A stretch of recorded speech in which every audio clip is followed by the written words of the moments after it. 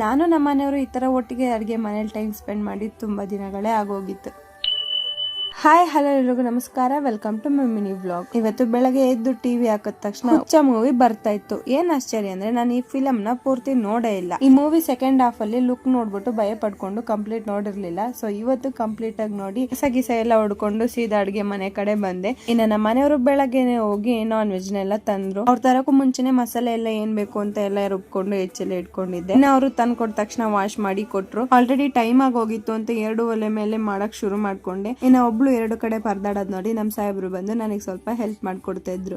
ಇನ್ನ ಇಬ್ರು ಕೂಡ ಈ ತರ ಅಡ್ಗೆ ಮನೆಯಲ್ಲಿ ಟೈಮ್ ಸ್ಪೆಂಡ್ ಮಾಡಿ ತುಂಬಾ ದಿನಗಳೇ ಆಗೋಗಿ. ಸೊ ಈ ನೆಪದಲ್ಲಾದ್ರೂ ಇಬ್ರು ಕೂಡ ಒಟ್ಟಿಗೆ ಟೈಮ್ ಸ್ಪೆಂಡ್ ಮಾಡಿದ್ದಾಯ್ತು. ಹಾಗೆ ಜೊತೆಗೆ ಸಣ್ಣ ಪುಟ್ಟ ಪಾತ್ರೆಗಳೆಲ್ಲ ಆಗಿತ್ತು ಅಂತ ಅದನ್ನು ಕೂಡ ತೊಳ್ಕೊಟ್ರು.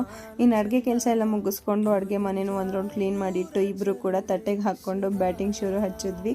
ಇನ್ನು ಊಟ ಎಲ್ಲ ಮುಗಿಸ್ಕೊಂಡು ಸಂಜೆ ತನಕ ಸ್ವಲ್ಪ ರೆಸ್ಟ್ ಮಾಡಿ ಸಂಜೆಯಿಂದ ಇಬ್ರು ಕೂಡ ಸ್ವಲ್ಪ ಫ್ರೆಶ್ ಅಪ್ ಆಗ್ಬಿಟ್ಟು ಊರಿಗೂ ನಾನ್ ವೆಜ್ ಕೊಟ್ಟು ಬರೋಣ ಅಂತ ಇಬ್ರು ಕೂಡ ಹೊರಟ್ವಿ. ತಂಪು ಗಾಳಿಲಿ ಹೋಗ್ತಾ ಇದ್ರೆ ಏನೋ ಒಂಥರ ಮನ್ಸಿಗೆ ಖುಷಿ ಅನ್ಸುತ್ತೆ. ನಾವು ಹೋಗಿ ಸ್ವಲ್ಪ ಹೊತ್ತಿದ್ದು ಸೊಪ್ಪು ಎಲ್ಲ ತಗೊಂಡು ಹಂಗೇನೆ ತಣ್ಣಿ ಕಾಳು ಹಾಕಿದ್ರು ಅತ್ತೆ, ಅದನ್ನು ಕೂಡ ಬಿಡಿಸ್ಕೊಂಡು ಹಂಗೆ ಸ್ವಲ್ಪ ಹೊತ್ತು ಮಾತಾಡ್ಕೊಂಡು ಟೈಮ್ ಆಗಿತ್ತು ಅಂತ ಅತ್ತೆಗೊಂದು ಬಾಯ್ ಹೇಳಿ ನಾನು ನಮ್ಮ ಮನೆಯವರು ಹೊರಟ್ವಿ.